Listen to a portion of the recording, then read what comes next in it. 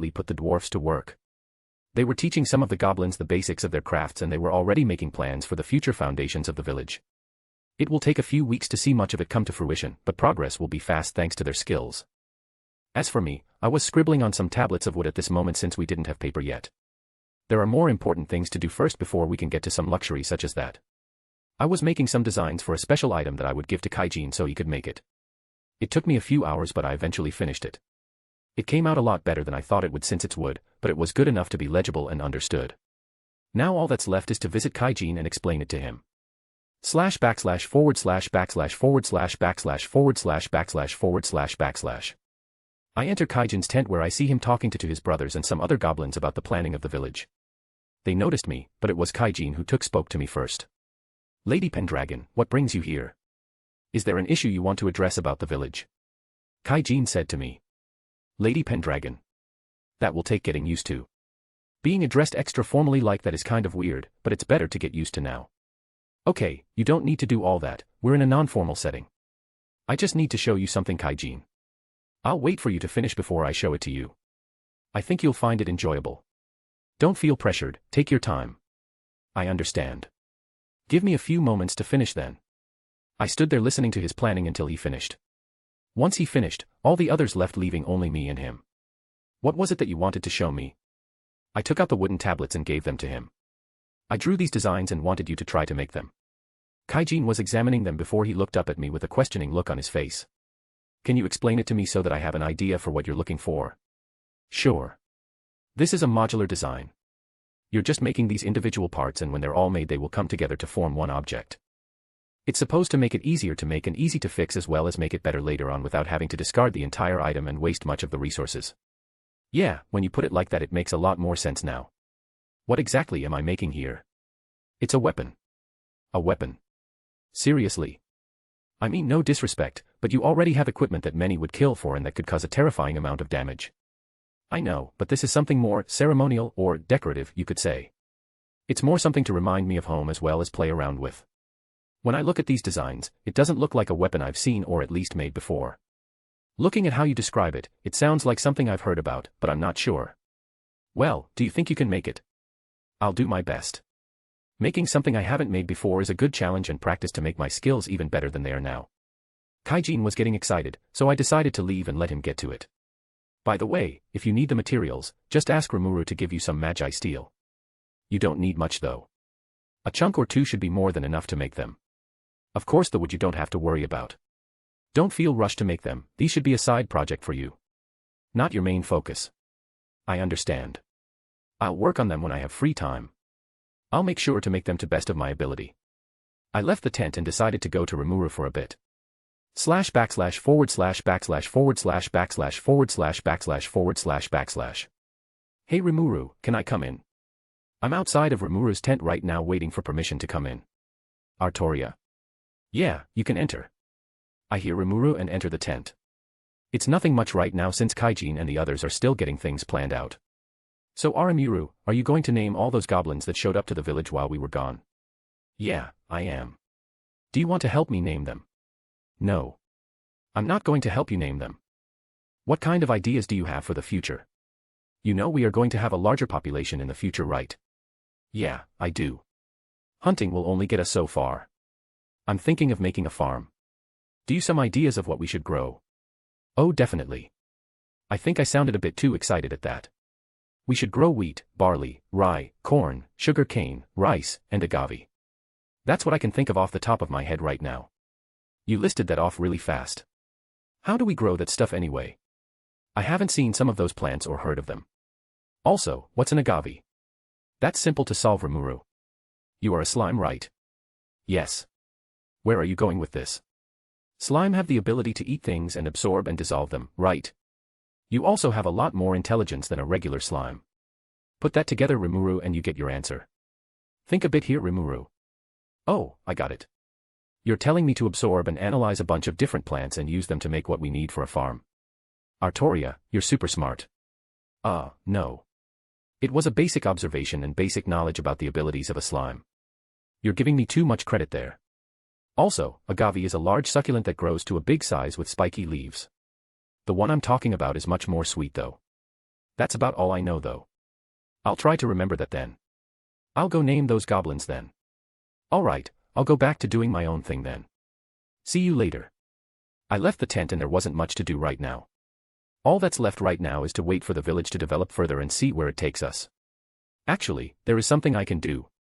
I just need time. I'll do it after Rimuru gets up from naming all the goblins. Oh. Hey everyone.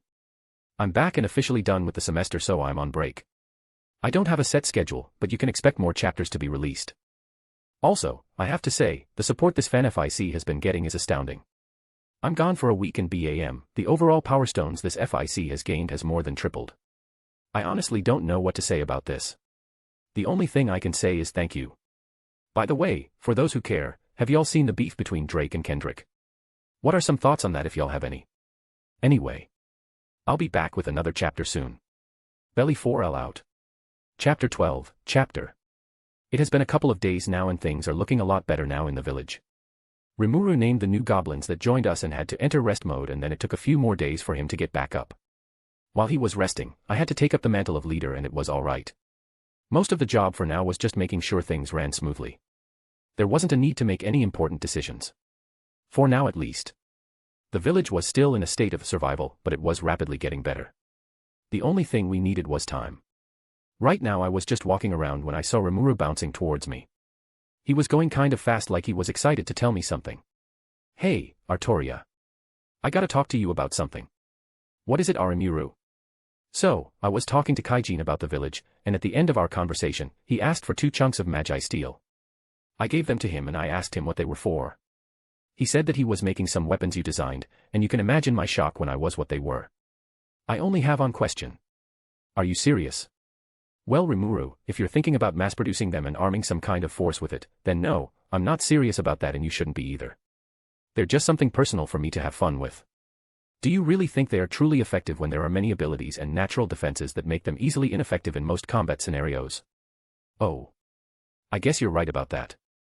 I was surprised since I never expected to see something like that in this kind of world. Actually, now that you're here I need to tell you something. I'll be leaving this village for a bit. I don't know how long, but if all goes well, which it most likely won't, I'll be gone for a few days, but if I'm being realistic, it will probably take a few weeks. I'm just giving you a head up. What, you're leaving? Yes, that's what I just said. But why? You're a very important person here, being gone for a few weeks will probably bring the mood down or something. Relax, Rimuru, you don't have to worry about that. The villagers are a tough bunch, they will only start to worry if both of us are gone.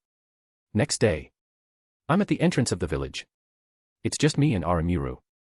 I didn't want to make a big deal out of me leaving, so I'm trying to be as subtle as possible about it.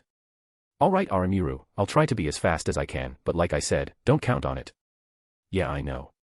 Be safe out there. I'll be going then. See ya. I turned and started running through the forest, rapidly leaving the village behind. I'm looking for one of two things. A massive gathering of an orc army a few thousand strong, or a smaller gathering of a few hundred ogre villagers that are also warriors. Either way, finding one will lead me to the other no matter what. The easiest method would be to find the orc army and simply go in the direction they're headed, since they're headed to the ogre village to kill them and eat the bodies to get stronger. Yeah, I'll do that. There is no need to make things more difficult than necessary. They won't even be able to detect me. I need to spread my senses and head towards the largest group of living beings. I keep running while trying to locate the orc army.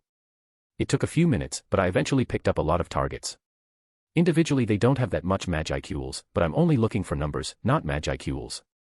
They were a good amount of distance from me to them, and if comparing relative to the village then it's far. It's a good thing I'm on my own for this one, so I can really move as fast as I need without worrying about others. I picked up my speed and went in their direction. No matter how fast I go, the feeling never gets old. That sort of adrenaline rush I feel when going this fast is exciting. It's better if I don't get too caught up in that feeling at this moment though. I'm getting closer to the orcs. As I get closer, I made sure to suppress my aura as much as I can. To be extra safe, I enter my spirit form to turn invisible and intangible so I don't accidentally break a twig or something. As I got closer, I could hear the heavy footsteps they were making in unison, as well as the noise of the armor they had on. I went up towards a tree to get higher ground, and I could finally see the army, or at least a portion of it. They were all marching together and mumbling about their hunger over and over again. If I had to say something positive about them, it would be that they have good organization to keep them like this, even if it's only due to the Orc Lord's skill. Well, that's enough looking. Now that I know the direction they are headed, I just have to go in that direction as well. I'd rather not stick around for any longer than necessary. If I'm going to get the ogres to move to our village, I'll need time to try to negotiate with them as have them move on their own. Will it work? Most likely not, but it's worth a try. They'll think they can fight head-on until they realize it's too late. Ideally, there would be no ogre deaths, but that probably won't happen as well. It depends on just how prideful they are in their own strength. I get off the tree and put some distance between me and the army so I don't attract any attention once I start running to the ogre village. I go ahead of them before I exit my spirit form, and I start to really pick up the pace. ///// ///////////////////////////// Running really fast is a great feeling and all, but when the only thing in your vision is just tree after tree after tree, it can get a little boring and repetitive. So when I encountered a break in that pattern, it took me out of the trance I was sort of in during my running. I encountered a small clearing in the forest. It was brighter thanks to the extra sunlight that was able to be let in without all the trees blocking most of it. What caught most of my attention though was a horse that was eating some grass and grazing. What's a horse doing in a forest? I thought horses lived in plains and stuff, just grazing on grass, living a calm life. It was a white horse with a white grayish-colored mane and tail. I focused my eyes to get a more detailed look at the horse. Hold on, adjust minute here. I was thinking that this horse was looking a little familiar. A little too familiar. This is either a massive coincidence or there must be some kind of fate at play here. Chapter 13, Chapter. Quick author's note, this should have appeared last chapter, but it seems I forgot to copy and paste this part into the last chapter. Yes, I know Dun Stallion is part of her noble phantasm, but I just felt like writing it like this cause I thought it would be cool. If there was to be some kind of explanation then when asking for the abilities at the beginning nothing was mentioned about Dun Stallion. So yeah, sorry about any confusion caused and stuff like that. That horse looks way too much like Dun Stallion to be a coincidence. This is literally a when life gives you lemons situation. The horse was just calmly grazing on some grass. It wasn't aware that I was currently observing it. How should I approach this? Should I approach slowly with my hand reached out showing I mean no harm? Or should I sneak up on it and get on its back and force it to obey me? Or a mix of both? Okay. Here's the plan, approach slowly to show that I don't mean harm and then quickly attempt to get on its back to ride it. It will probably try to knock me off, but I got this. I go out into the clearing purposely making noise to attract its attention. It turned towards me, but it didn't immediately run away, which is good. It was wary towards me though. It was prepared to run away if necessary. It had its head low while it was looking at me. It was slightly startled, but it got its composure back together quickly. Normally, most prey animals would run at the slightest sound, but this horse was different. I was slowly approaching it, not making any sudden moves. I had my hand reached out with the intention of making contact. Slowly but surely I was getting closer. It was still wary, but not as much since it seemed to know that I had no intention to kill it or something like that. Eventually, I got close enough to touch it. I slowly reached my hand out closer and touched its head. This is amazing progress so far, but now comes the hard part. Getting on its back as fast as possible to get it under control and tame it. I was rubbing its head and slowly made my way to its side so that I was positioned to get on it by doing a simple jump while swinging my leg over it. Alright, you got this, you've done this before even if it wasn't with a wild horse, but some stuff should still apply. Just gotta be fast and strong. I had to hype myself for this one a bit. Alright, go time. I did a simple jump and quickly got on its back. The horse was startled by my movement and when it felt that I was sitting on it it started bucking and doing whatever it could to knock me off. It was running and kicking up its back legs trying to throw me off. The whole time it was doing that I was bouncing up and down while trying to stay seated. It was a little tough to stay on considering that I was trying to ride with no saddle or reins or any kind of equipment. Alright, calm down a little, and let me ride you. You're not gonna knock me off easily, I'll be damned before I get dusted. I was doing my best to hold on but there was little to hold on to except for its mane. I know it would hurt, but you gotta do what you gotta do sometimes. It kept thrashing about, but while it was getting easier to control the horse, it kept trying harder to knock me off. It was sort of balancing out, but I knew it was getting tired. I just needed to hang on and fight back for a few seconds longer. I was trying to fight back and I had some success. I was able to kind of steer the direction of the horse and even make it run a little bit, but not in full control. The horse seemed to have one final move up its sleeve though. It was moving fast and gathering speed and it became evident what it was trying to do. It's trying to knock me off in one move by coming to a final stop. Kind of clever to be honest. I got myself prepared. The horse was going a straight line through the forest not caring about what was in the way. I was trying to get as much control as I could before it could come to an abrupt stop. It was working a bit as I was able to slow it down a little, but whenever my skills were making it easier, the horse was trying its absolute best to try to balance it out, but I was slowly winning. It was coming. I braced myself as much as I could given the circumstances. The horse came to a sudden stop and I could feel myself almost getting thrown off, but I held on tighter and I'm sure the horse was almost in pain, but hey, it escalated to this point, so many things were on the table. It was only one moment, but I was able to do it.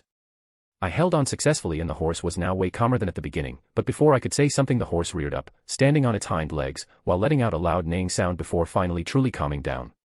That was fun. We should do that again sometime. I said to the horse, but it didn't seem to understand me but I think it could feel what I was trying to convey. It was no longer trying to fight, it seemed to realize that I was a proper rider for it. I should give you a name since we're going to be partners from now on.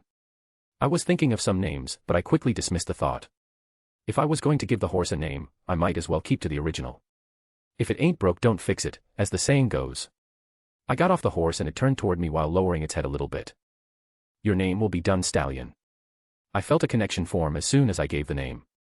I also felt some of my magicals decrease a little from the naming, but the loss was barely worth mentioning. The horse started to glow brightly and the light dimmed. The now named Dun Stallion stood in all its glory. Thank you for giving me a name. I acknowledge you as my master. There was a male-sounding voice communicating through my head which I assumed to be Dun Stallion. He probably gained thought communication from me naming him. It's not a problem, Dun Stallion, I like your new look. Dun Stallion was now bigger and taller, his mane and tail were now a much clearer white. You could describe it as majestic in a way and there was a bit more muscle visible on his body. His evolution almost makes me want to get on him again and tell him to try to knock me off to see how much of harder time I will have. It's kind of exciting thinking about that. Unfortunately, I don't have the time right now since I have to head to the ogre village. I'll introduce myself. My name is Arttoria Pendragon. I'm a divine spirit/dragon hybrid, but don't go around telling that part to anyone unless I give you permission. I live in a little village that's rapidly developing. That's about it for now. I'm currently in a hurry to get somewhere. We can talk more on the way. Do you understand? Understood, master. Another thing, you don't need to be so stiff with me. You can relax around me. If things get serious, you'll know when the situation presents itself. Come on, I got some time to make up for. Dun Stallion gave me a response showing that he understood what I was telling him. I proceeded to get on him, and this time, riding him was so much easier. Even when he is cooperating with me, it felt so much more natural for me, and commanding him also came very easily and naturally for me. And this is all without a saddle and reins on him. I've ridden horses before with saddles before, but even then it didn't feel as good as right now. I can only imagine what it will be like when I get proper riding equipment. As soon as I get back, I'm placing a priority order with Kaijin. The riding skill is no joke at all.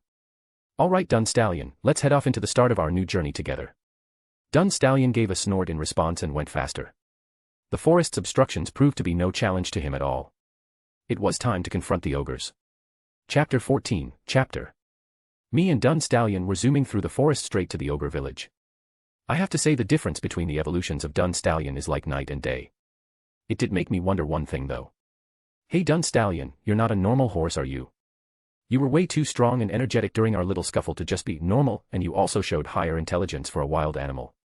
Of course I'm not normal, I'm way better than any other horse out there. I don't want to sound narcissistic or full of myself, but I'm stronger, faster, and smarter than almost any other horse out there, even more so now that you have given me a name. It seems he knows his skills and worth. I would say something, but I know he can back up his talk, so I'll let it be.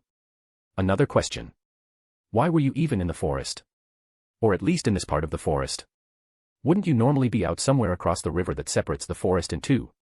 Yes, but I've had enough of some of the fighting between the Mezu and the Gozu. I decided it was better to move somewhere that was more peaceful and quiet than deal with any of the Mezu or Gozu constantly harassing me. Nothing's wrong with wanting to live somewhere peaceful, but I wonder what he would think if he knew about some of the events that would be at the center of the forest. Has anyone else tried to ride you before me, or was this your first time? I've had others try to attempt to do the same as you, but no one has been able to do what you did. Others who tried to do the same failed miserably, but you were able to control my actions a little even when I tried my best to knock you off. It was very impressive to say the least. You knew my intention from the start, didn't you? Yes, I did. Well, you know, if you're ever up for a rematch, I'll be happy to do so. It was fun. I look forward to it. I have to say though, you also seem to have some experience when it comes to riding, and I don't mean the usual stuff. I'm talking about the things I was doing when trying to knock you off, like kicking and bouncing around. Not many people are good at controlling themselves with that. Well, you could say that I have some experience when it comes to this kind of stuff. As for those others who tried, it's quite simple really, it's simply a difference in skill between me and them. Dun Stallion let out a small chuckle. We continued talking for a bit while making our way to the ogre village. It was still far away and it was close to nighttime. We might have to camp the night, but it was okay. The orcs weren't going to reach the ogre village in such a short time span. Hey Dun Stallion, we might have to stop for the night. Understood. //////////////////////////////////////////////////// I would say we camped for the night, but it was more like just finding somewhere comfortable enough to sleep until the next morning. It was currently about morning and we were still going toward the village. It should come into view at any moment now. I can sense them. We were getting close, so I slowed down so that I would seem more friendly and not make the ogres more hostile than necessary. I was riding at a walking or trotting pace. A few moments later I saw some buildings. They looked better than what we had at home. They were wood houses with straw roofs.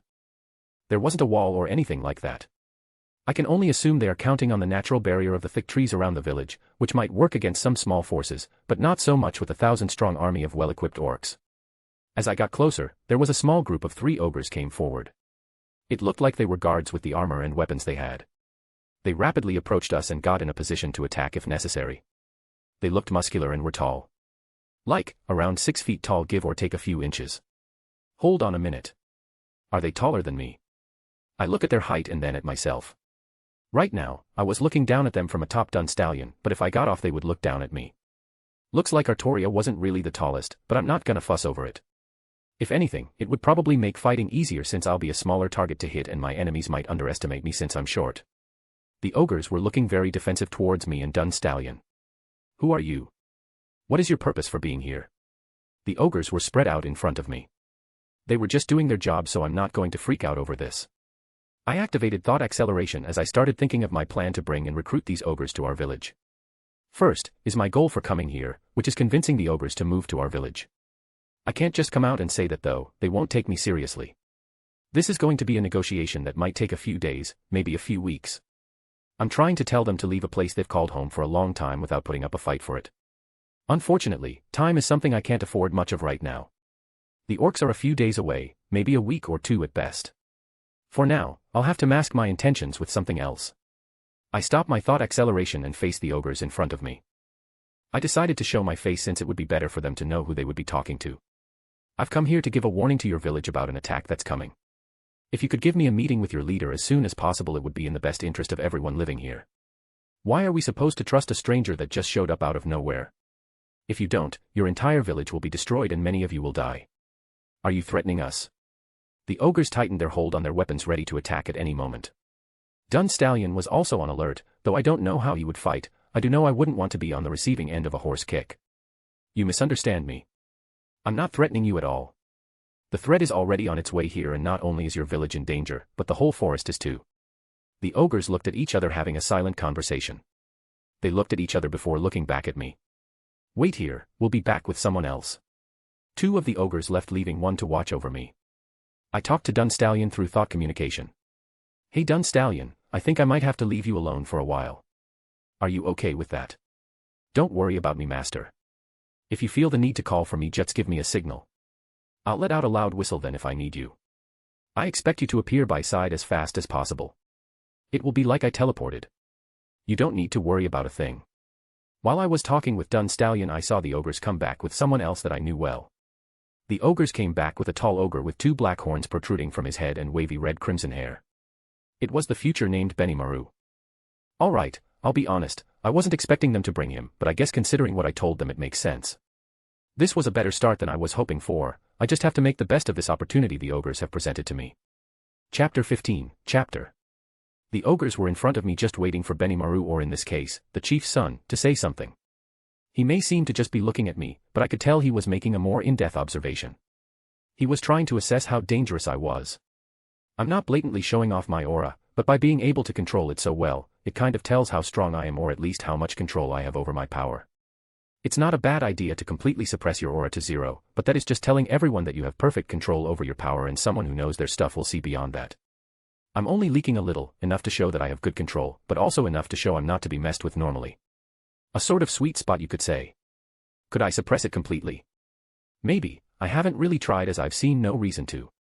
If I keep my aura small, most people will probably ignore it at first glance, thinking it's something completely random. I guess it just depends on the situation or the feels. He was still observing before he decided to speak up.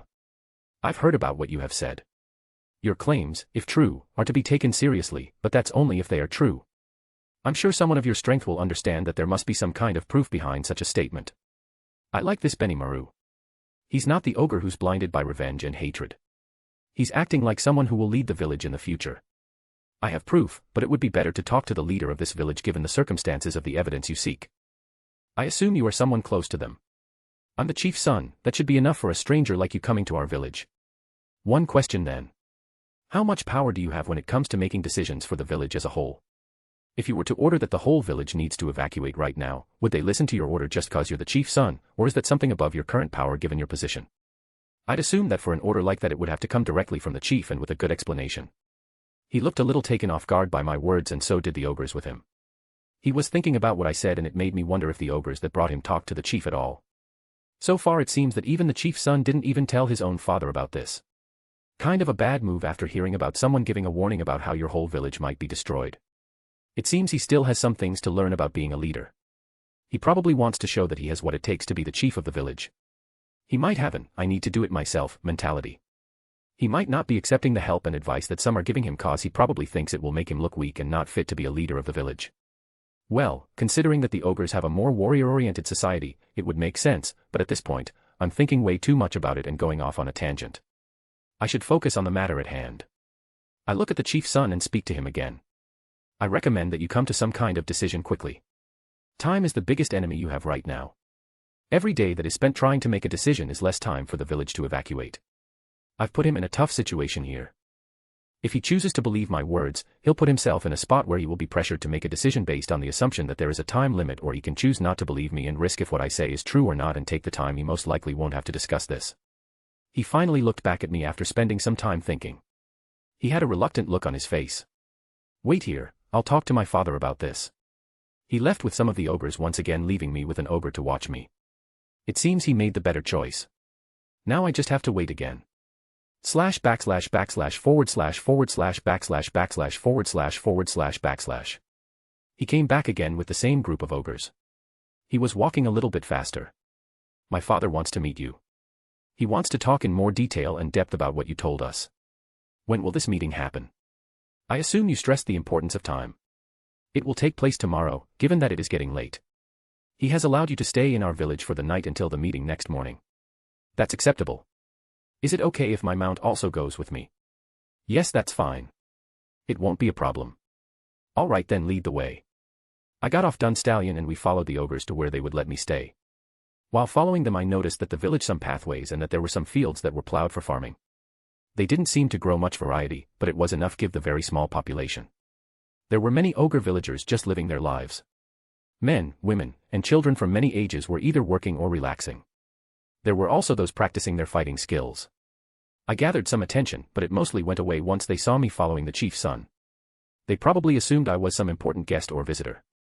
We walked for a few minutes before they showed me to a house that was smaller than the rest, but it had a fairly large field relative to its size. It might not be the biggest, but this is the only spare we had. You'll have to make the most of the situation. Don't worry about it. It's good knowing that I will have a shelter to rest in. We'll leave now. We'll be back in the morning to take you to our chief for the meeting. The ogres left and I entered the small house. It was a modest place, having the essentials one would need to live on their own. I went back outside to look at the field and it was good, but I think there's someone who has a better opinion than me. Hey, Dun Stallion, what do you think about this place? Think you can get a comfortable sleep here? This place will be fine. The grass is more comfortable than the usual in the forest. That's good to hear. Also, just letting you know, you'll be able to sleep in the morning. You don't need to come with me to the meeting, so don't worry about having to wake up. That is much appreciated. Thank you, master. Are you not a morning person or horse in this case? I wouldn't say that. I just prefer not waking up really early, but if I have to, I won't complain. It's just a personal preference for me. Well, that's something we have in common. I'll see you later, Dun Stallion. Have a good rest. I entered the house and decided to just sleep until the time of the meeting. // //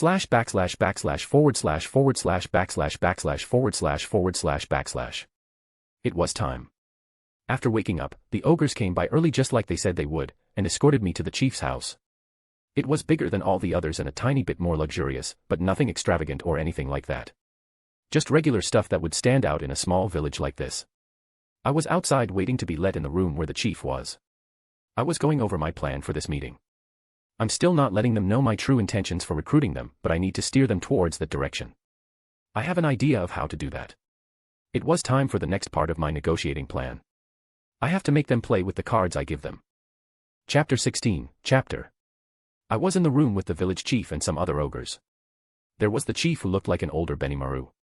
He had the same red hair and red skin, but he had a few wrinkles here and there. I wouldn't call him old, but he was getting there. There was a female ogre with pink hair. She was shorter than the village chief, but I assume that's Benimaris's mom or something since she's sitting really close to the chief. She looked young. Like way younger than the chief. She is either very young or she is about as old as the chief. If it's the second option, then wow, talk about aging gracefully. Of course, there was also Benimaru, and close to him, there was also a very old short silver-haired ogre with a silver tint to his skin. That is the future named Hakuru. He should be the one teaching Benimaru swordsmanship.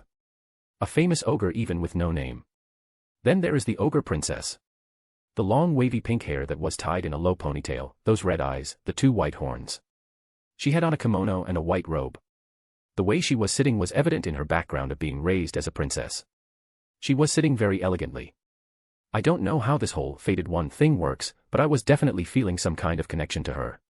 I was sitting in the middle of the room facing the chief, and even though my focus was on him, I couldn't help but sneak a few glances at her. I don't know what she was feeling, but she must be kind of good at hiding it since she isn't showing much on the outside. I wonder what thoughts are going through her head right now. I kind of want to take some kind of opportunity to talk to her one-on-one, but this isn't the time and it shouldn't be my focus right now. While I was observing the ogres in the room, the chief finally spoke up. I've heard the main points of your warning from my son and some of the ogres that were with him. I want to know more details about what you are saying. There is a large army on its way to your village. What kind of army is it and how long until they get here? It's an army of around 1,000 orcs on their way here. Orcs. They are weak monsters. We don't have to worry about them. We are much stronger than them.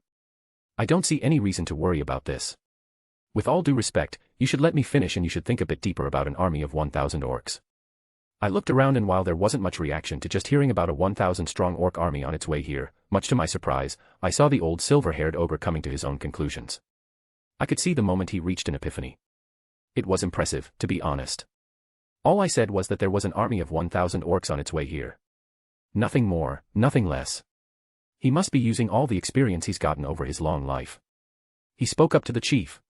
Chief, you should let her continue to speak. If she says what I think she will, I fear you will have to consider making some hard decisions. The chief looked to him and back to me. He had a more serious look on his face now. He wasn't dismissing the threat anymore. As I was saying, the orc army on its way here not only numbers 1,000, but they are also organized and have proper equipment. How well organized? They are marching together without fighting amongst each other. They were slowly starting to piece it together. I could see them start to worry. How long until they get here? It will be a few days, maybe a week, and a few days at best. If I choose to believe you, then I will have to discuss it with others and make a decision as soon as possible, but so far you have only been talking without providing some kind of proof about this orc army. What proof do you have about this? It's a bit frustrating knowing that I'm right and they aren't listening to me, but sometimes it happens. I don't have any physical proof, but I can show you the army. If you're willing to send a small group of ogres you trust, I can guide them to where they are and then leave and they can report it to you. The only problem is that it will take a lot of time, maybe too much time. Individually, I can go fast, but with a group I'll have to slow down if they can't keep up. So basically, I can either choose to trust you and start making some kind of plan right now, or we wait and possibly be forced to make a very rushed decision that will carry bad consequences. The chief's son spoke up. Father, why do we have to trust her? She's a stranger that just showed up yesterday. Even if what she says is true, surely we can fight back against some orcs. Oh, come on, man. Are you serious? He may not be driven by revenge and hatred, but it seems he's very prideful. He has to be humbled in some way. The old ogre talked to the chief's son. Young master, individually, ogres are stronger than orcs, but there's only so much that individual strength can do when faced against much superior numbers. He was going to say something back, but I decided to add on to what the old ogre said. I know I'm a stranger to your village, but I can tell you still think too much like a warrior. I assume you are being raised to be the next chief after your father, and while being strong is important, it is far from being the only thing required for being a leader. The chief was nodding his head a bit while listening to me, and the other ogres were paying a bit more attention to my words. If you're going to be a leader, you have to have the people in your mind when making decisions. You say you want to fight back, but tell me, how many ogres here are in fighting condition or know how to fight? I may not have been in this village for a long time, but I saw some children around, and considering what having a child means for a monster, it's safe to assume that the parents of the children have lost most of their original strength. Village chief, how many ogres are currently living here? Around 300 ogres are living here currently. Let's be generous and suppose that there are 200 ogres that can fight. In this scenario, each ogre would have to fight off 5 orcs by themselves. Not only that, but remember that each orc is equipped with proper armor and weapons. And this all assuming that the orcs will spend time to only fight. If this were to happen, they would simply use their numbers to not only fight but also attack the village and the vulnerable ogres residing there. In this case, the ones fighting will have to protect the others that can't fight, but also fight back at the same time. The skill required for that can't be found in just anyone. He stood there in silence, thinking about what I just said. He just went and sat back down. It looks like I gave him a lot to think about. Not only him, but the other ogres in the room were also shocked, and some were a little scared and worried. The old ogre remained looking calm, but I can tell that he agreed with most of what I said. I looked at the ogre princess and she was looking stressed, to say the least. She was trying to remain composed, but I could tell that she was really worried. I would guess she is worried about herself, her family and her home. I don't know why, but I really wanted to try to comfort her and tell her not to worry about a thing. Who am I kidding? Of course I know why. It's that fated one connection or whatever it is. Me and her are supposed to eventually end up together. How? I don't know. Maybe different opportunities will present themselves before us to make us fall for each other or something like that. Whatever, when the time comes, I'll do something. The village chief finally spoke up, trying to ease the tension. You have given us much to think about. I will make a decision after having a discussion with those close to me. You can return to the temporary residence I have provided you. I got up and headed toward the door, but before I went out I said one last thing to them. Remember this. You can either choose to leave and evacuate the village you have called home for your life and save everyone, or you can choose to stay and fight, which will lead to the death of almost all of the ogres here and leave very few alive. Choose wisely. I left the meeting and went back to my little temporary home satisfied with what I said. This part of my plan is complete. I've put forth 2 options that put them in a situation where they must pick the lesser of 2 evils.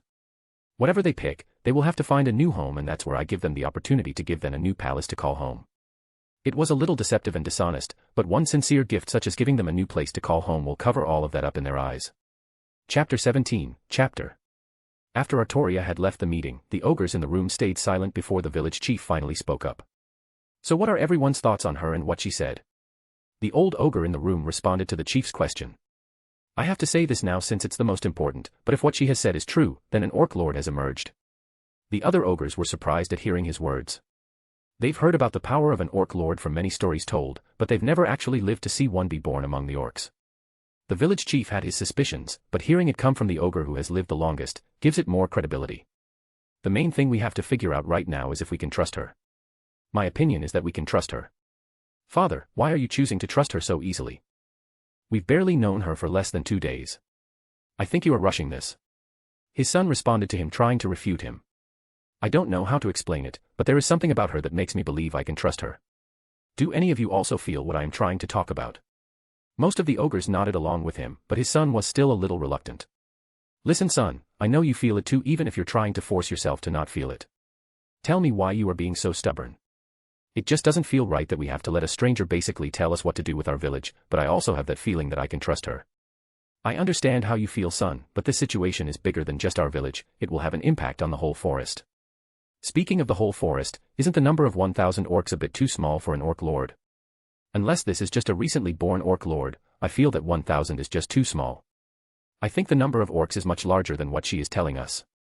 The old ogre in the room spoke out his own thoughts, finding something off about what Arttoria was telling them. The village chief, hearing him, also agreed with what he said. I agree with that, but she said that 1,000 was the number that was attacking us.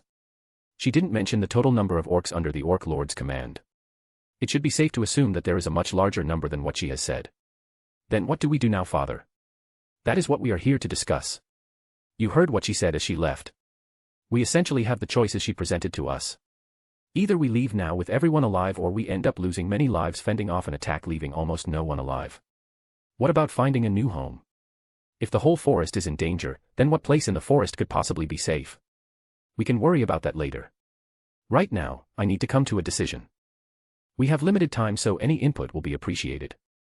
//////////////////////////// I was currently at my temporary residence in the ogre village waiting for some kind of message or response from them. It will probably take the rest of this day, maybe a bit into tomorrow. In my eyes, it's a very easy decision to come to, but that is from an outsider's perspective, and also cause I know more than what I told them. I wonder how they would have reacted if I said there were 100,000 orcs in total under the command of the orc lord. I said nothing about that except about the number of orcs attacking the village. There's no way they think that there will only be a measly 1,000 orcs in total. I'll let them come up with their own number. The number they come up with themselves will be more impactful to them instead of what I say.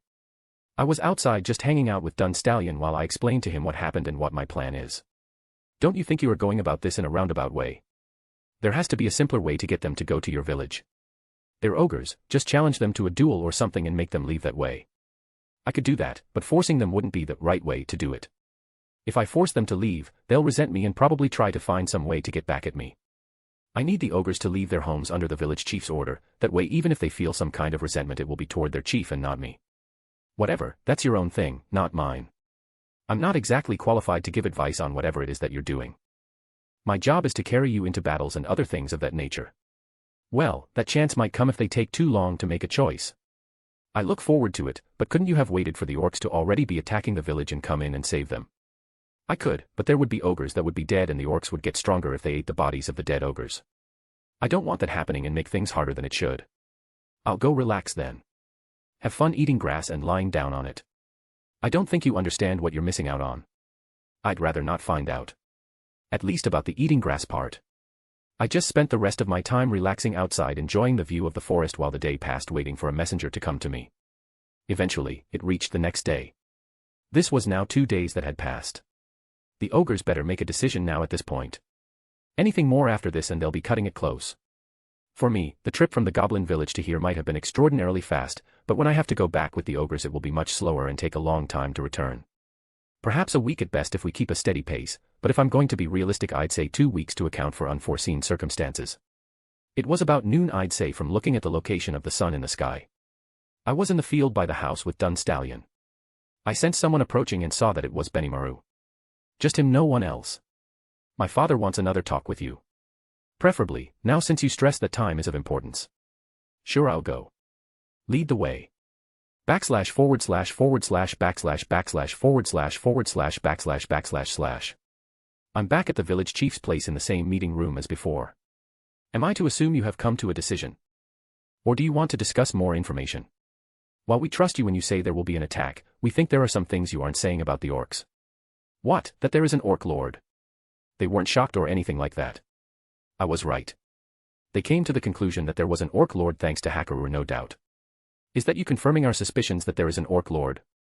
I don't want to sound rude, but it was kind of obvious that there would be an orc lord. What about the number of orcs under the orc lord's command? I don't know the total number of orcs, but I have seen more than what is attacking your village. They are going around destroying and eating the residents of any village they come across. Your village was the closest one to where I was when I saw the orcs, that's why I came here to give a warning. Why did I lie about not knowing the number of orcs? Easy. I can't appear like I know it all. If I show some kind of fault, I'll be more approachable. They're eating the bodies of the villagers they attack. How else is an army of their size supposed to be fed?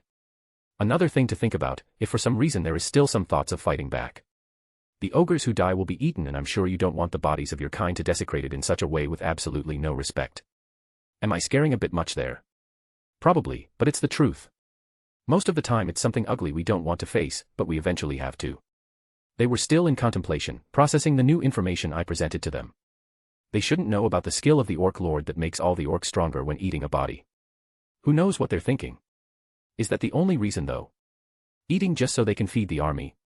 If that's the case, then they must be in an extreme case of hunger. The orc lord being able to control so many orcs despite them being that hungry is honestly impressive and also scary.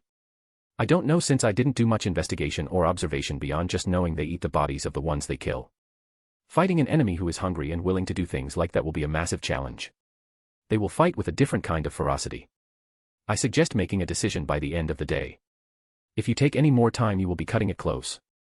I got up and prepared to leave again, but not before reminding them what choices they had.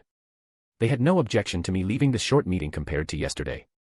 // I went back to the small house and saw Dun Stallion munching away on some grass. He seems to be a heavy eater. I swear he's been doing that since when he woke up. More waiting for me I guess, but there better be a messenger at night or morning at the latest. We have to leave now to get a good head start. If we leave any later there will be a fight with the orcs and I can't guarantee there will be no ogre deaths. The hours were ticking away and it was feeling very slow to me. I can only imagine what the ogres were feeling knowing that the more time passed the more pressured they would be into making a decision. Time is probably going really fast for them. More time ticked away and it eventually became night. It was now or never if they wanted to evacuate and guarantee everyone's survival. I stayed awake as did Dun Stallion. He told me he would have no problem not having any kind of sleep for a few days, so he was completely fine with having no sleep. I was just standing around waiting and then I sensed a small group of people approaching. I looked toward the locations and saw that it was the village chief along with his wife, his son, his daughter, and the old ogre. What choice have you made then? I have decided to evacuate the village. I've already sent out some people to notify them as well as give them the reason for it. Are you being truthful in the reason? Yes. I've ordered them to explain that we have to evacuate due to an attack that we cannot defend against. We've come here to thank you for telling us and for what amounts to saving the lives of everyone here. Don't think much about it. Do you have an idea of where you're going to take everyone? No, I don't. The important thing is that everyone lives. We can build new homes somewhere else if needed. Perfect. This is exactly the situation I wanted. You know, if you need somewhere to call home,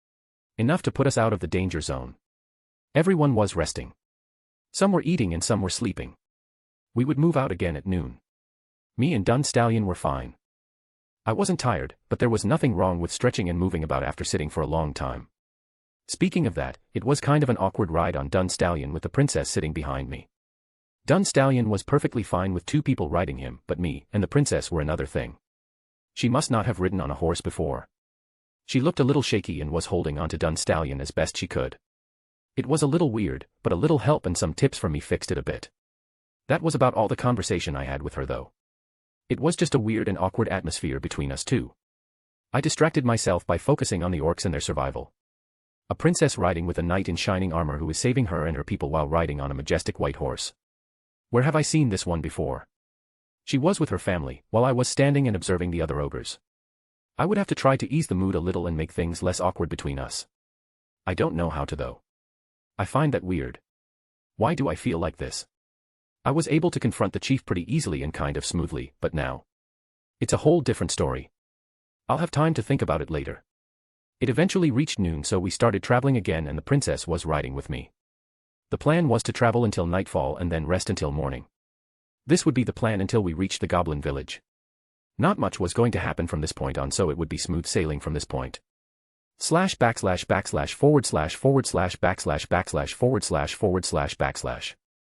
A few days later. Not much has happened. It was more of the same. Travel the whole day, hunt for some food if necessary, rest at night, wake up, and repeat. If there were some kind of complaint, it would be that Dun Stallion seems to think he's being funny. Dun Stallion, what do you think you're doing? Master, I have no idea what you're talking about. I think you do have an idea of what I'm talking about. Master, I feel you have a lack of understanding. Are you calling me dumb? Our world is what we make of it. Every person and creature experiences the world differently from their perspectives. From the smallest insect to the biggest dragon. Likewise, it also applies to Dash.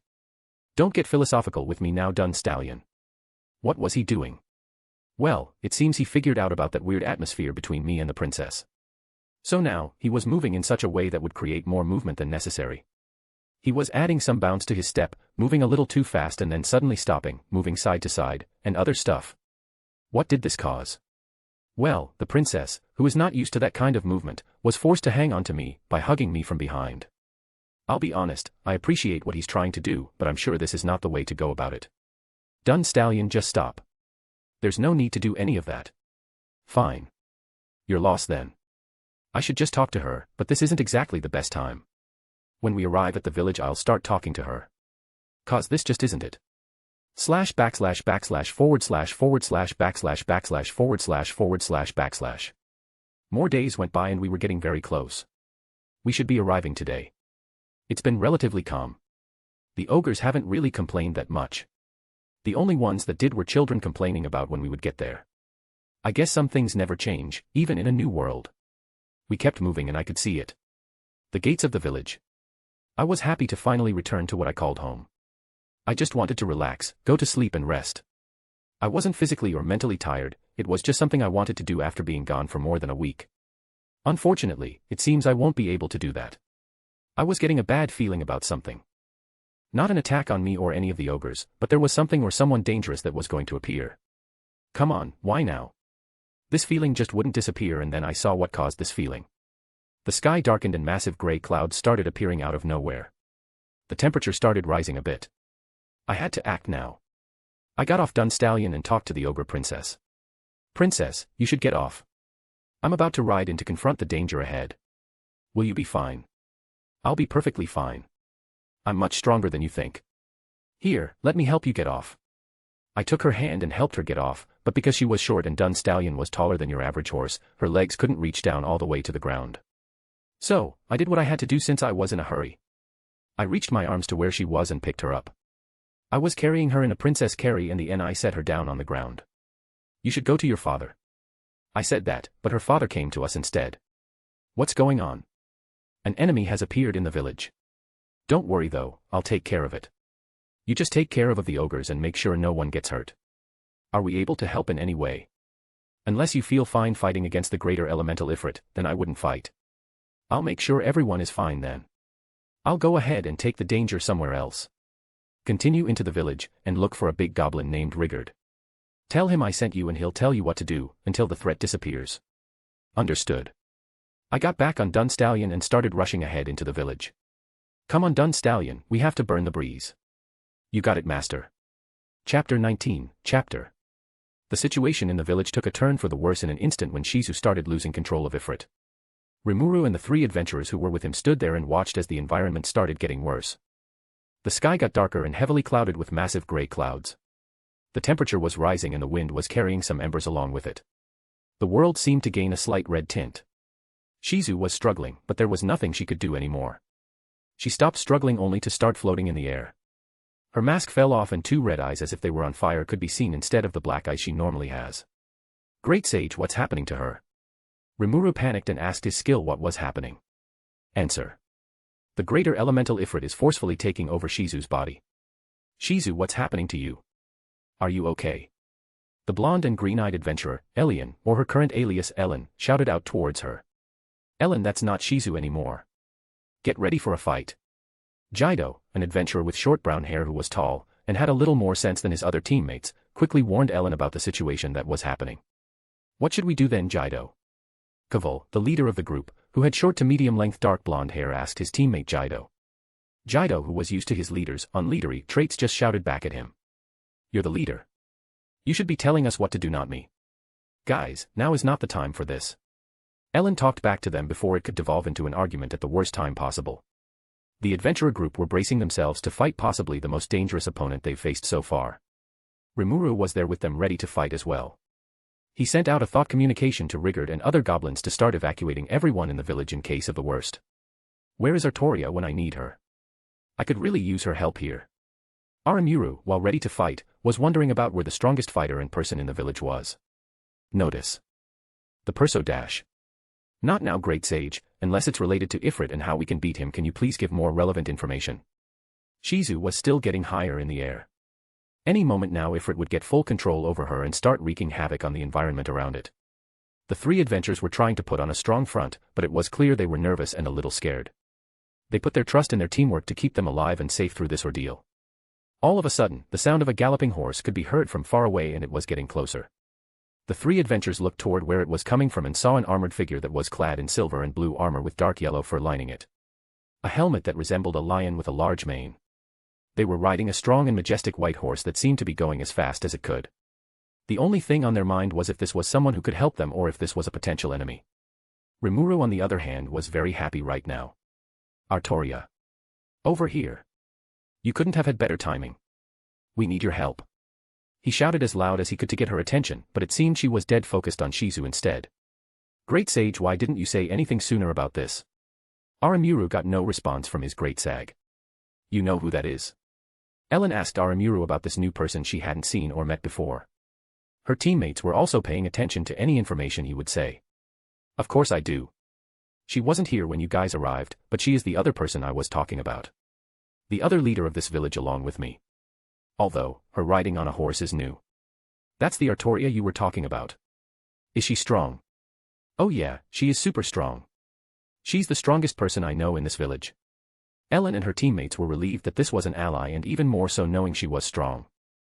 Arttoria was riding on Dun Stallion going as fast as she could. Dun Stallion, how high can you jump? As high as you need me to master. Good answer. I need you to jump to where that lady is.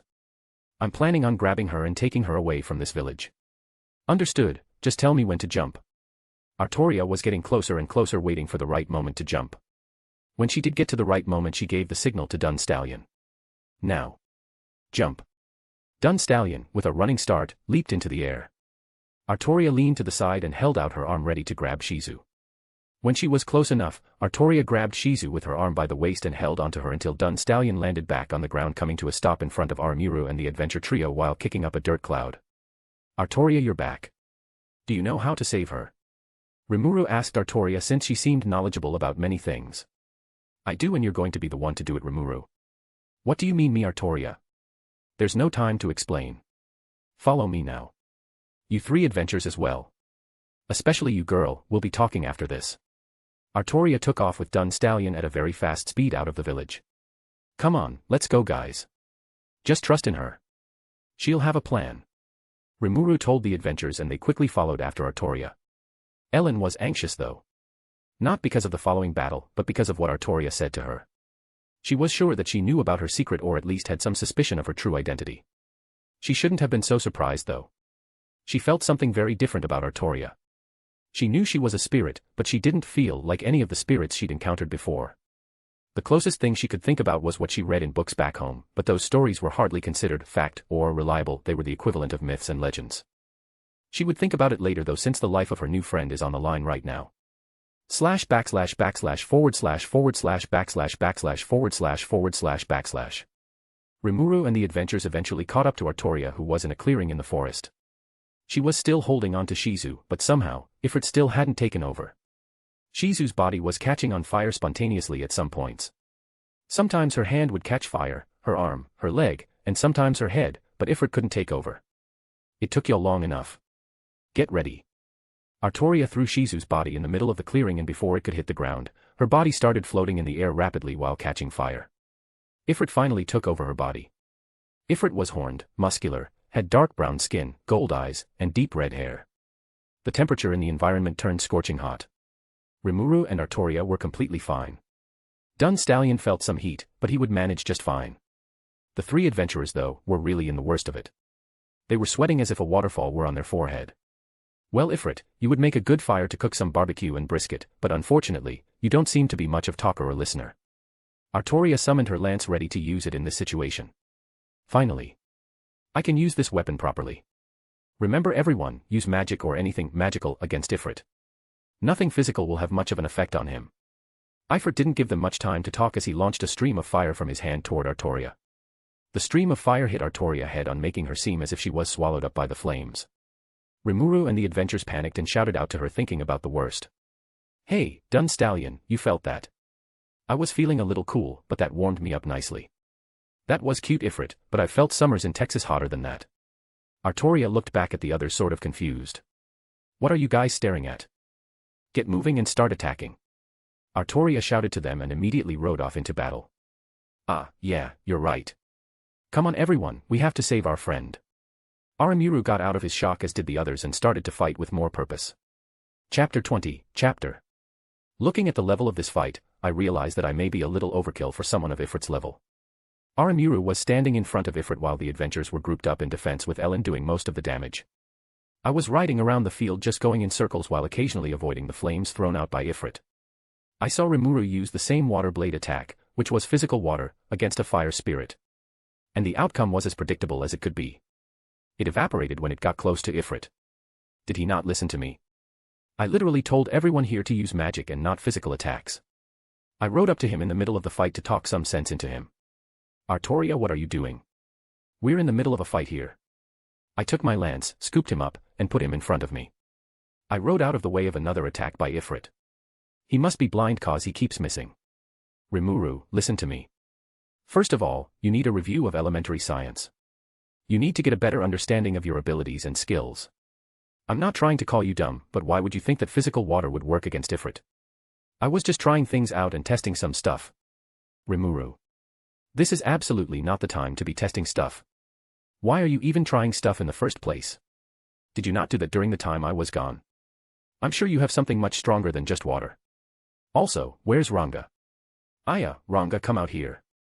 Rimuru bounced off and Ranga came out from his shadow. Rimuru landed on him and he was just in time because Ifrit summoned multiple salamanders around the place. They were flying, but not high enough that it would be annoying to deal with. I saw Ellen start shooting icicles at the salamanders and I knew what to do. Rimuru, start figuring things out right now. I'll do something that will help you. I rode to Ellen's direction quickly. Hey, you girl. Ellen looked in my direction and looked a little ticked off. My name is Ellen. Not girl. Well, Ellen, how good is your aim? Why do you ask? I need you to hit Rimuru with your ice magic. What? Are you crazy? That would hurt him. No, it won't. Just trust me on this one. I'll work with your team Atesh to protect you while you do it. You have to be the worst teammate ever suggesting me to hit him. No. I just know him better than you to know that he won't get hurt. As a matter of fact, it will help make this battle easier. Well, as easy as it can get, with me here. Ellen took her staff and started aiming at Rimuru, who was going around on Ranga trying to take down the salamanders. Hey Rimuru. Think fast. Ellen took the shot and I have to say, she is either very lucky or a natural-born sniper. The icicle shot out from her staff and traveled through the air very fast. It passed by some salamanders, narrowly avoiding some limbs and even some breaths of fire. It went past the side of Ifrit and hit Rimuru, who was Ranga, while moving very fast. My warning must have got to him, either that or Great Sage warned him. Doesn't matter though, cause the same result happened. Rimuru absorbed the icicle and I could see from here that wiggling around happy with a new weapon and skill to play around with. Looks like the fight here is almost done. Just focus on the salamanders while I take care of Ifrit. I left Ellen's group and started gaining speed for a charge towards Ifrit. I don't want him to clone himself. Rimuru was shooting icicles like a machine gun toward all the salamanders in the air, while Ranga focused on dodging any attacks from the salamanders and Ifrit. Those salamanders were falling like flies and Ifrit seemed to have gotten tunnel vision towards Rimuru. Ifrit wasn't focused on anyone or anything else except for Rimuru. Kind of a little mistake since there is 4 other people that he's also fighting against. Even more so since there is a divine spirit literally close to him. I don't know how much pull a divine spirit has since it's not really a rank of spirit I remember that's a part of this world, but if Trainee's reaction when first meeting me is anything to go by, then I'm really up there in rank. I'd put myself higher than Ifrit's level. I'm either equivalent to an elemental lord at the least, or a step above that at least when it comes to the general hierarchy. If I wanted to, would it be possible to become a new spirit queen or something like that? I know Ramaris is the current spirit queen or elemental queen or whatever it is. Nah, I'm on track to be a goddess in the future. No need to worry about those kinds of things. For now, I'll take baby steps and focus on Ifrit here. He had his back turned towards me, which was already a bad move. I finally gained sufficient speed and started my charge towards him. I got my lance ready and as I was charging toward him, I noticed that there were a couple of streaks around the lance. It looked like it was forcing the air to move around it, making it look like it had a white aura around it. I paid it little mind. I will focus on that later. I was getting closer, but I had another feeling again. Ifrit was about to clone himself. Done, stallion, go faster. We went even faster and just as he was starting to clone himself, I made contact. There was a flash of white light as well as a ripple coming from where I hit Ifrit. The clones that were coming out from him were immediately destroyed before they even had a chance to serve their purpose. There was a chunk taken out of Ifrit that was having a hard time regenerating. Ifrit lay on the floor in pain. No way Ifrit was in pain. Could he even feel pain? My lance was still clean. It still had a white and silver glow and color to it. It didn't even look the slightest bit dirty. Yeah, this lance isn't a usual legend-grade weapon. It must be because it's a divine construct. It might have different or more special properties than a usual magi steel weapon. If this is how it is at legend grade, I can hardly wait for it to evolve. Rimuru. Absorb Ifrit while he's down. I shouted out to Rimuru and he quickly came over and absorbed Ifrit. Shizu's body was left behind and it was clear that her time was coming to an end. I could have done that from the start. Rimuru. I have to say this. You are stronger than you think. You were overestimating Ifrit and underestimating yourself. Tell me, were you scared of getting hit by the fire? Yeah, I was a little cautious about it. Rimuru. What are your resistances? He sat there and pondered and when he finally got it, he shrunk down a little in embarrassment. At least you got something out of this little fight. Come on, take Shizu with you, and let's go back to the village. There are some new friends I have to introduce to you. What about you? That was a crazy attack there you did at the end. Well, I'm going to start practicing my magic. I've realized that I've been neglecting it a little bit and not using it to its full potential. My weapons rely on using magic for its full power. We headed back to the village where there would be some conversations to be had and a tough decision to make. Chapter 21, Chapter. We were on the way back to the village and it was a sad atmosphere. Shizu was not looking good. I mean, she was literally dying right now. She'll be lucky to make it to tomorrow. Hey everyone. I know it's a little sad right now, so how about I tell you a story to help cheer y'all up? What kind of story, Arttoria? Aramuru was a little curious and the adventure group also perked up their ears. It's a story of King Arthur. Now before you say anything, trust me when I say you haven't heard of this one before. Ellen looked a little confused. I haven't heard of anyone called King Arthur in the history I know. It's a legend, a myth, whatever you want to call it. Not something exactly 100 historically accurate.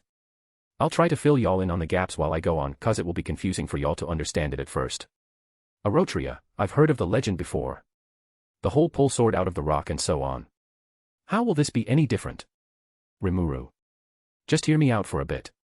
Give it a chance before you say anything. Alright, fine. Bless our ears with this wonderful story then. It is going to be hard to keep a straight face while telling it.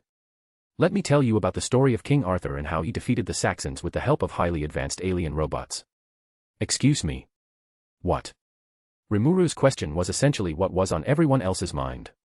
Ellen and her group were more confused since they probably hadn't heard a sentence spoken like that before.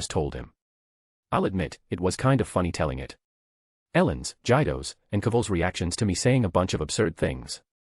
Most of the time was spent trying to fill in gaps in knowledge about certain words and other things about the story. Ellen was kind of smart here. She told me that this story seemed to be part of some kind of bigger plot and story. She was right about that, but I'd like her to try to figure out some of the issues with the timeline and continuity. Not that it matters to me though, they were awesome and that's all that matters to me. We arrived at the village and it was sort of normal. There was no damage from Ifrit, but the problem here was all the ogres trying their best to interact with the goblins and dire wolves. Rigurd was doing his best trying to explain that they meant no harm and they were merely trying to find a new home while reiterating that I was vouching for them. Rimuru put Shizu to rest in one of the tents. I'll take care of this little interaction. You adventurers stay. We need to have a tiny little talk later. I went towards Rigurd and the ogres. It wasn't like some big argument or whatever. No violence or anything of that sort. It was more trust issues towards the ogres who were going to be living here. I rode up to them and just made a loud announcement. Everyone. They are ogres and they are looking for a new home. They can be trusted and don't mean any harm. They will help the village to develop faster than what you have seen. It was the same thing Rigurd was trying to say, but when it was coming from me it had a lot more weight. The goblins, hearing what I said, were very quick to welcome them. The ogres were also kind back to them and it created a much more positive atmosphere than before. The chief of the ogre village came up to me looking like he just had an epiphany. So you're actually one of the leaders of this village. I had my suspicions when you told us that your word would be enough to give us enough credit when we entered this village. That hobgoblin named Aragurd was way too excited when he heard that you sent us. He was all excited saying that you were back. Was this your plan from the beginning? He's smart to catch all these things. Something that his son would need a lot more of. No disrespect to him though. You're a good leader for the ogres. Most people would have a hard time connecting the dots. I won't say anything, but just know that soon you will find that what I did will have changed the ogres' lives for the better. I left the ogres and goblins to get to know each other better while I went to Rimuru. He was just coming out of the tent and it was obvious that he was looking sad. I assume that she's sleeping right now. Yeah, she is. I'm not good at this kind of thing, Rimuru, but you will have to face the reality soon about this situation. Is it possible to save her? Rimuru, I would wait for her to get up and talk to her. You have known her more than I have and she will trust and listen to you more than she will me. After all, you're a fated one. In her eyes, I'm just a stranger and she won't really listen to me about her life when she has decided what to do. I know you know that she won't live for much longer. In my eyes, it's best to respect the requests and wishes of someone who is about to die. Let them decide how they want their life to end and if they want to be saved. Rimuru was just pondering about what I said and I could see the conflict in his eyes. I don't exactly 100% know what he's going through, but I can only say that it's very unfortunate that he has to go through such grief so early on in his new life. Rimuru, take the time you need. I recommend getting to know the ogres. They are new residents who will be living with us. It might not be much, but social interaction and a perspective from the outside is sometimes what we need when going through a difficult time. I rode off to Ellen and her adventurer group for a short talk. When I got to them, I got off Dun Stallion and told him to just rest. I looked at her group and they seemed anxious. I know why though. Ellen probably told them that I am a spirit, but I'm willing to bet that she hasn't seen a spirit like me before. Come on, let's go inside the tent for a talk. Don't be so stiff, this isn't something serious, so calm down and let's chat. We went inside the tent that was given to them when they arrived to the village the first time. The buildings were still tents, but they were more like luxurious tents. Think of glamping, and that is what we have right now. We entered the tent and we sat down. I was on one side and the rest of the three were on the other side. I opened up with a little question to get straight to the point. So, what is your true purpose here? Ellen and her group were contemplating what to say and I could tell that Ellen talked to them about me. Even though Kaval was supposed to be their leader, it was Ellen who spoke for them. We're adventurers from Blumund. We've come here to investigate a gathering of monsters in the forest. And what do you think so far? The monsters are very friendly and accommodating. We don't really see a danger here. What about me then? I know you're an elf and I know you that I'm a spirit. It doesn't take a genius to know who exactly has the potential to be the most dangerous here in this little village. What kind of spirit are you? I don't think I've seen or heard of a spirit like you. I'm not telling you.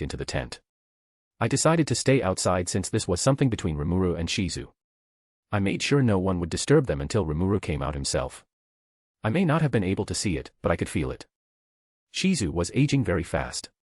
The village was still going business as usual, but I guess they seemed to feel that something was a bit off. Makes sense, it's not like I'm trying to hide it or anything. Ellen and her group came here to check up on Shizu, but I simply told them that now was a very bad time to enter. I tried putting it nicely for them using euphemisms, but they were smart enough to connect the dots and know what I was really trying to say. A little bit more time passed, and I felt that Shizu was reaching her limit.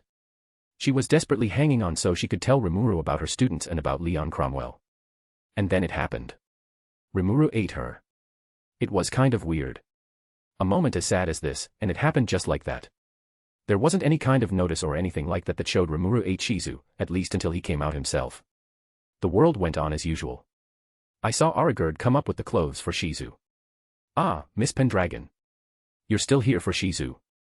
I brought her some clothes to make her more comfortable. Rigard, it would be better to wait. Now is not a good time. Just wait for Rimuru to come out himself. Rigard followed what I said and also waited for Aramuru to come out of the tent. He stood there patiently by the side, waiting. ////// ///// I reckon about an hour passed until Rimuru finally showed himself. He popped his head out and wow, talk about a pretty face. That androgynous face with long blue-silver hair and gold-yellow eyes. I would say he looks more female than androgynous, but his new look is based on Shizu, so there's that. He must only be wearing the shirt that Shizu had and nothing else. He must be a little shy thinking that he's only wearing a shirt and nothing else. I don't know why he appeared like that though. He could have just turned into slime form, looked for some proper clothes, and just turned into human form with them. He'll think of that later himself though, so it doesn't really matter. I looked at him and he looked at me. So Rimuru, I assume that you have yourself together now. Or at least in better shape. Ah, yeah. He's in need of some cheering up it seems. Rigard, hand me the clothes you brought. Of course. Here you go. Here Rimuru, put these on. Since you only have your head out, I assume that you're feeling shy and embarrassed. They'll fit you. Rigard brought them with Shizu in mind and seeing how you are now, they'll fit like a glove on you. I handed the clothes to him and he grabbed them before he went back into the tent and finally showed himself fully in his new human form. I'm not going to lie, he's very short. Like, I'm taller than him and that's kind of saying something. He was dressed in a dire wolf vest, a white shirt, and some pants. It's basically an outfit of pelts for now, but it looked good so there's that. Arttoria. You know what happened and what I did. You're treating me the same even in this new appearance. Of course I do Rimuru, it's not hard to find out what happened especially with senses like mine. I'm not really good at this kind of stuff, but if you want to talk you can come to me. But right now, you have other things to worry about like explaining to Ellen and her group about what happened and giving them closure, talking with the ogres, and making some plans about the massive orc army in the forest. Arttoria, is that really necessary at this time? Look, I know how it sounds, but that's just how it is. Unfortunately, right now, we don't have the time. You'll have to get through it at the same time as all this, but you have a whole village behind you. Don't forget that. The new appearance of Rimuru spread throughout the village like wildfire. The fastest to hear the news was Ellen's group and they immediately came to us. It's like they unlocked a speed skill or something. They were taken aback by Rimuru's new appearance and they all had the same thought. Shizu? Rimuru? What's going on? Aramuru looked at me for help, but I kind of, just left him on his own. He would have to explain it himself without my help on this one. It won't be hard, Ellen's group is kind and understanding. They'll listen to his story first from his side before making hasty judgments. Go on Rimuru, don't worry. I gave him some encouragement. Okay, so it happened like this. Oh. Author's note. So guys, we did it. We reached 500,000 views on this FanFIC. 500,000 views on this FanFIC and still growing. The fact that we reached this number in such a short amount of time is just phenomenal. Okay, but seriously, I didn't expect this. This has done more numbers than I thought it would. I know there are some bumps in this FanFIC, but just know that I'm trying my best. I'm only one person, so some mistakes and things like that are bound to get through, but I try my best to try to keep it to a minimum.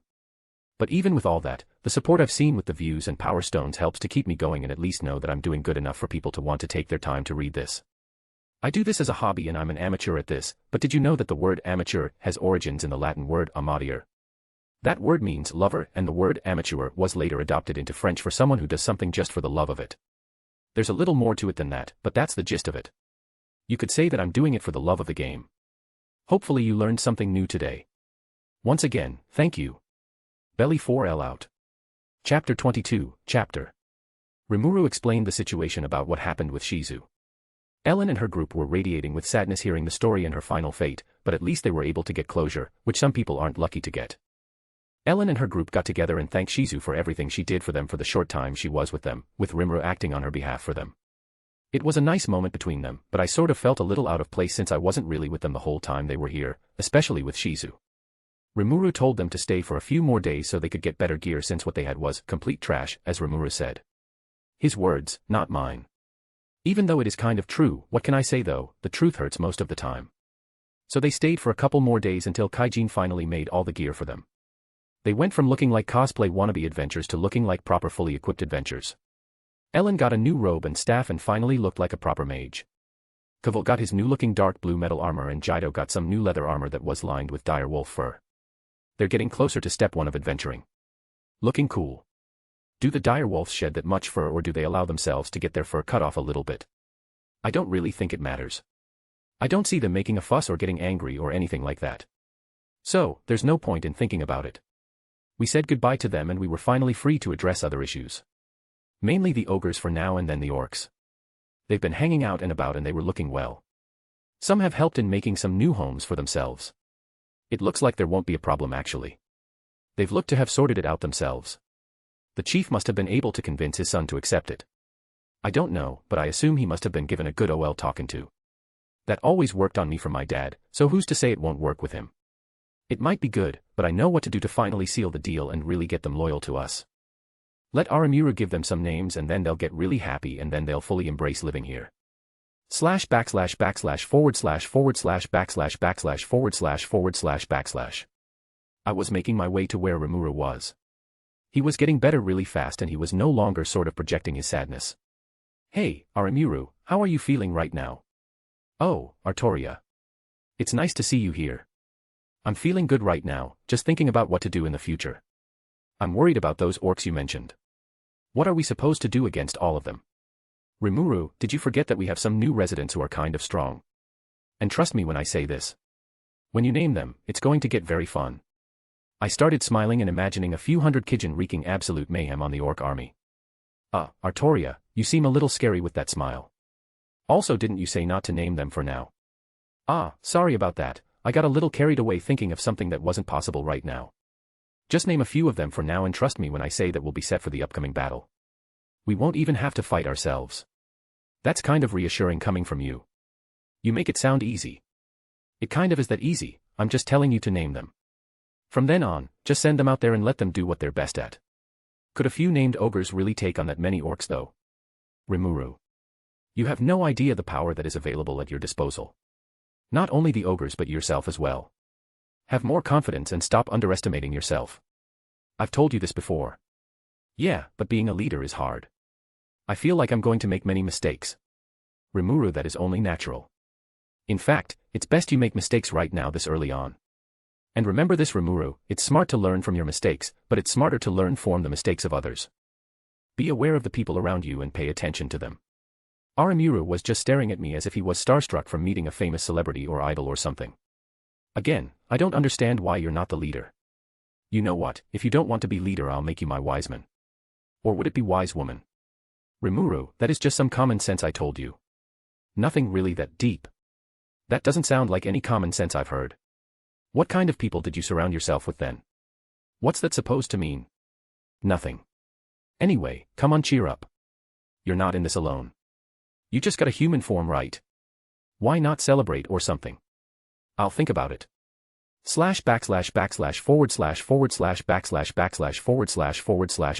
// Rimuru was going around the village just checking things out. It has been a few days since his talk with Arttoria, and things have been going pretty well so far. The ogres were being amicable and it basically confirmed at this point that they were going to live in the village now. The chief's son was looking a little off, to put it like that. He was following his dad around the village looking like a brand new person. He was putting in effort to live here and he was acting more humble than usual, but there was still a little pride in there. What happened to him for this drastic change? Rimuru went up to the father and son trying to look for answers about this. Hey, ogre chief, I don't want to pry into your personal life, but this like a big change for your son. Oh Rimuru, it's good to see you. You don't have to worry about prying into our personal life. I'm feeling very confident that soon, something will happen with my daughter that will expand the family. I haven't seen her, is there something going on? Hey, she says she's still shy and nervous about going around the village, but I know that's not the real reason. I'm her father, I know what she's really thinking.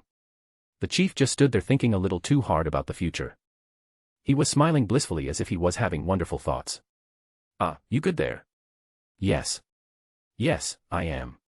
Anyway, about my son, why don't you tell him, son?